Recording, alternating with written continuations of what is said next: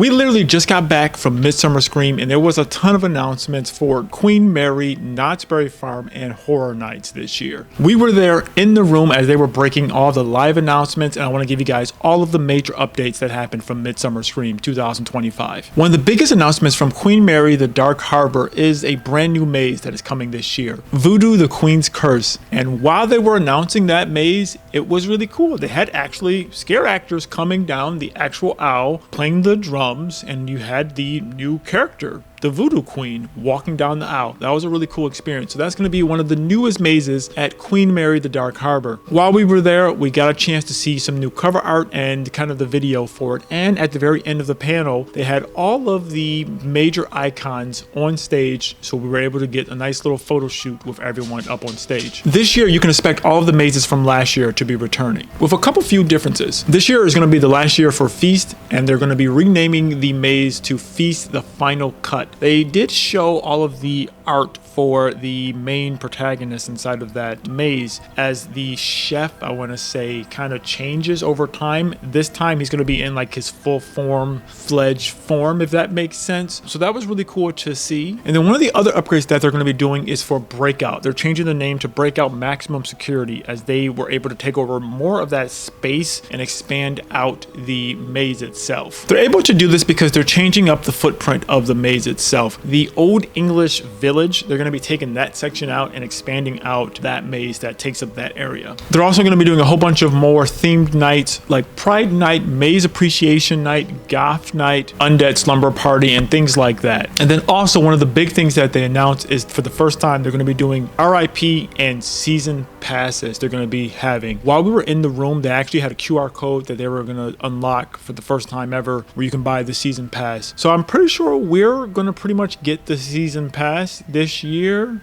We'll find out for sure, but if you want to know if we do, make sure you're subscribed to the channel. But with that being said, welcome to the channel. Welcome to Villains of Horror, where we do all things horror attraction, horror movies, and if you like spooky things, I'm sure you're going to love this channel. So check it out, subscribe for more. But with that out of the way, we're jumping into Knott's Scary Farm, which, to tell you the truth, spoiler alert, we also went to the Knott Nightmare Revealed event that was literally Tuesday. So there's some information about that as well. But during Midsummer Scream, they did give us a nice long breakdown and explaining how it's going to be the last year of the Grimoire, which is a bit sad, but I'm happy to see something else taking over that spot. But yeah, so we did learn that, and then actually even going to the Nightmare Revealed event, which we actually should have a vlog up about that event. Should be on the channel before this video goes live. A couple of the main things that they did announce there is the two new mazes. It's going to be basically, it's a Bloody Mary maze, and it's going to be a new maze called the Zoo, which sounds really fun because they announced it live after, I believe it's 11 p.m. It's going to be a lights off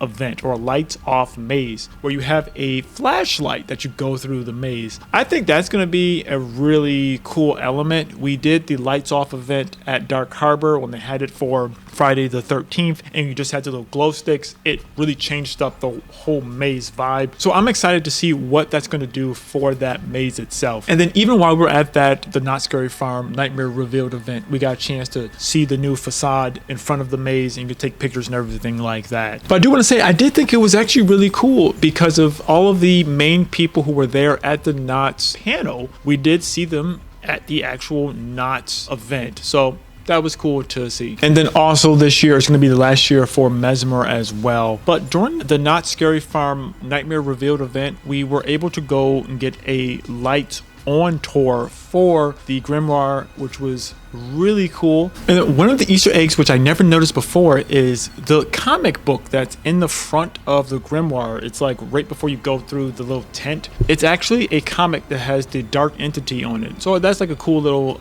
Easter egg for one of their other mazes. The one thing I do want to mention is going to the panels and just hearing the creators talk about the mazes and just the love that was put into every last little thing, and just all the little Easter eggs and the lore and the story and the costuming and the hair, the makeup, the scare actors, and just the design of the maze. It really makes you appreciate how much work goes into it and how much care goes into it. And having the small little Easter eggs linking back to other things and other lore, it's still kind of I want to say like a cinematic universe, or one unique universe of all of the things kind of happening together, it really makes you appreciate the haunts that much more. So that was a really cool thing to see, and just like hearing them talk about the maze and everything like that, just more and more. It was the same thing when we went last year, but it's just a nice reoccurring thing just to see how much care was taken in this maze. And then for the big boy, Horror Nights, which was a great panel. We actually were in the second row for that one, so that was great. They brought out Art the Clown. They brought out not just John Murdy, but they brought out the creative director for Orlando as well. And I believe this was the first time they both were there since they said 2019, I believe they said, while we were in the panel itself. I believe that was pre-COVID times. They even brought out Damon Leone, the creator of Art the Clown. There was so much drops about this maze. They gave us a really good in-depth kind of look at just the facade in the front and kind of the character designs, and also even the little pale girl. They showed some of that, and even Art just kind of